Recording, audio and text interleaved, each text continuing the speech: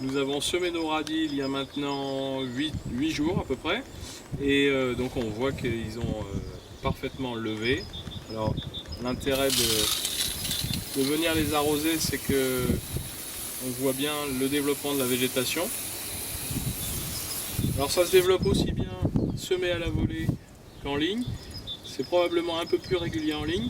L'intérêt du semis en ligne, c'est que ça permettrait de semer cette culture qui sort très vite entre des rangs d'une culture qui sort moins vite. Par exemple des rangs de carottes. Donc on pourrait imaginer avoir semé un rang de carottes, et puis un rang de radis, un rang de carottes, un rang de radis.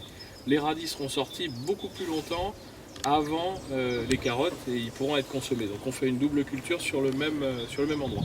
Alors quand les radis ont commencé à sortir, c'est le moment d'en semer d'autres. Donc je vais préparer aussi d'autres lignes et puis je vais en semer. Le semis des radis, c'est tous les 8 à 15 jours. Donc vous voyez là, on est parfait. Alors on remarque bien la forme de croix.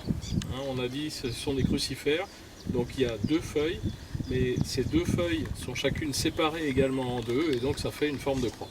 Entre nos rangs et entre nos plants, il n'y a absolument aucune adventice, aucune mauvaise herbe. Donc c'est plus propre quand on est en semis en ligne que quand on est en semis à la volée. On pourra le constater dans quelques jours.